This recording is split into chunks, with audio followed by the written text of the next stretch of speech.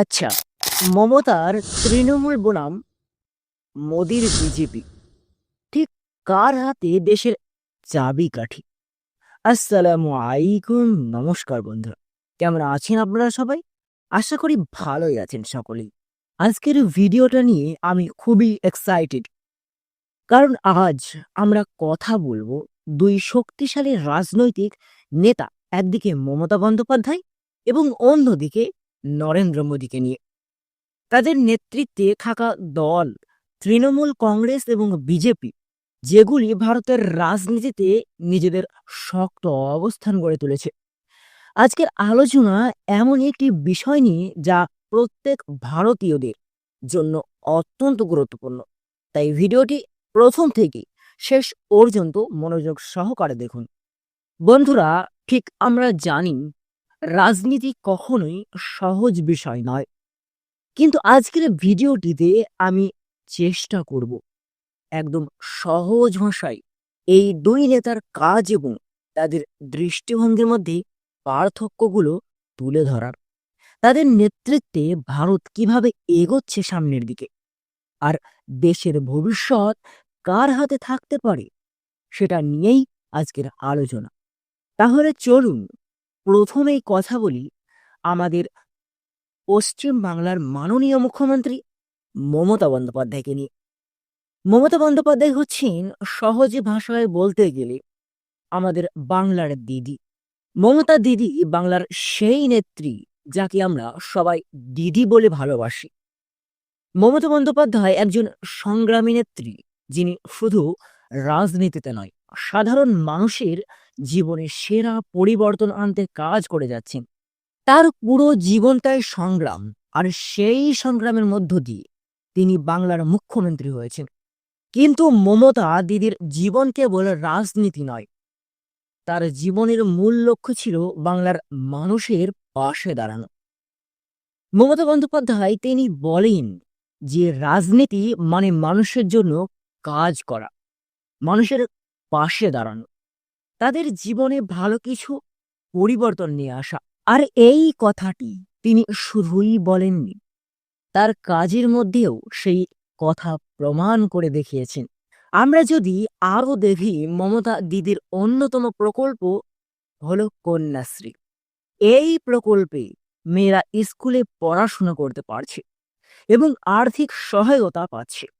আবার অন্যদিকে যদি আমরা দেখি, স্বাস্থ্যসাথী প্রকল্পের মাধ্যমে বাংলার গরিব মানুষদের বিনামূল্যে চিকিৎসা দেওয়া হচ্ছে।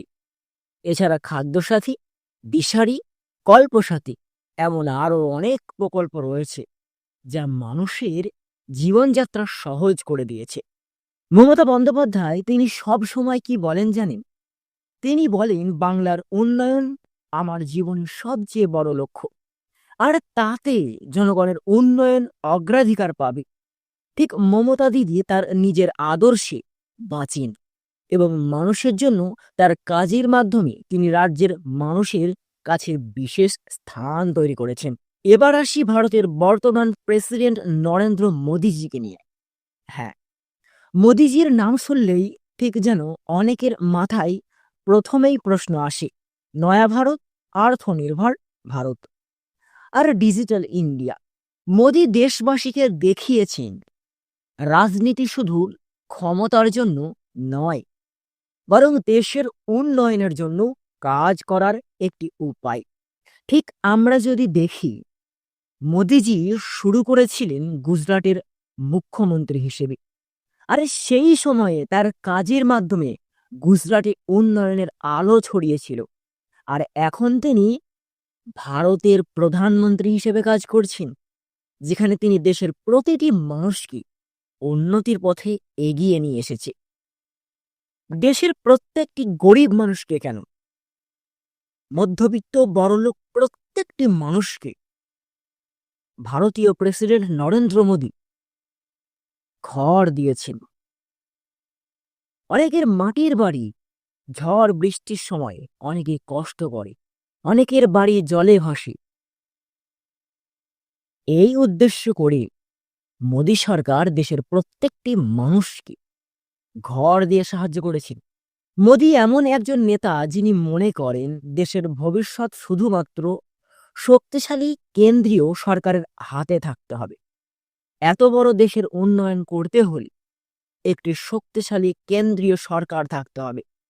তিনি বলেন তার অন্যতম বড় প্রকল্প হল আত্মনির্ভর ভারত, যা দেশের মানুষকে নিজেদের পায়ে দাঁড়ানোর সুযোগ দেয়। ঠিক মোদী সরকারের আরেকটি গুরুত্বপূর্ণ পদক্ষেপ হলো কি জানেন? Digital India. হ্যাঁ, ডিজিটাল ইন্ডিয়া প্রকল্পের মাধ্যমে দেশের প্রতিটি কোণায় প্রযুক্তির সুবিধা পৌঁছে দেওয়া হয়েছে। এছাড়া make in India, start up India এবং সহজ লেনদেনের মাধ্যমে ভারতকে গ্লোবাল লেভেলে শক্তিশালী করার লক্ষ্য রাখছেন মোদি। মোদিজির এই কাজের মাধ্যমে একটা বড় বিষয় হলো তিনি দেশের উন্নয়নকে শুধু শহর ও বড় শহরের মধ্যে সীমাবদ্ধ রাখেননি, বরং প্রতিটি অঞ্চলে গিয়ে মানুষের জীবনে পরিবর্তন আনতে কাজ করেছেন। এখন আসি সবচেয়ে গুরুত্বপূর্ণ অংশে, মমতা দিদি এবং মোদিজির মধ্যে পার্থক্য কোথায়?